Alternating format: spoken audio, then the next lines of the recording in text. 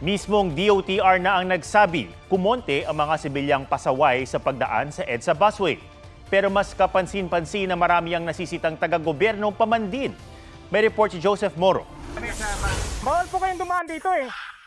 Sinunta kahapon ng mga taga-Special Action and Intelligence Committee for Transport o SAIC ang dalawang sasakyang ito na dumaan na nga sa EDSA busway wala pang plaka. At sabi ng driver ng black van sa convoy, Sir, saan ba ito? Senador Pacquiao. Bawal po yan dito, sir. May agad kami. Ha? Naiwan kami sa... Bawal po kayong dumaan dito eh. ang sakay nito kini-question kung bakit sila binivideohan ng SAIC. Sabi ko, bama po yung sir. Pero ang isang van bumalik para magpatiket. Yung pinakita nga niya ang ORCR niya ay totoo nga nakapangalan kay former Senator Manny Pacquiao yung sasakyan na yon.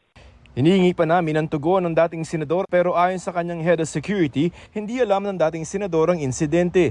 Lulan daw ng van ang driver at mga helper ng dating senador. Inaako raw nila ang pagtakas ng van na isang pagkakamali. Pinagalitan daw niya ang driver at pinabalik para magsorry at magpatiket. Hindi rin daw nila kinukonsinti ang pagbaliwala sa batas trapiko. Git ng SAIC ang pagkuha nila ng mga video ng mga nahuhuli at pagsasapubliko ng mga ito hindi labag sa batas. Una, pagbibideo is for the protection ng enforcer. Okay. Hindi para pahiyain ang ina-apprehend na violator. Di ba sa violation ng privacy? Hindi. Sinigundahan sila ng National Privacy Commission. We have to consider that sometimes yung mga ganyang instances is a matter of public concern or a Okay. matter of public interest.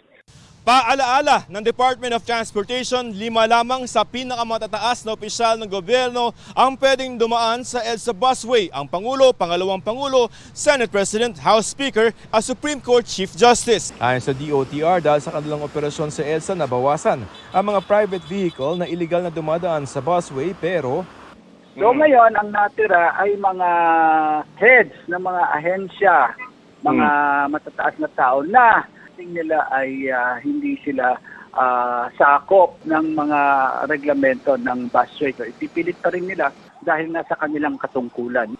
Joseph Morong nagbabalita para sa GMA Integrated News. Huwag magpahuli sa mga balitang dapat niyong malaman. Mag-subscribe na sa GMA Integrated News sa YouTube.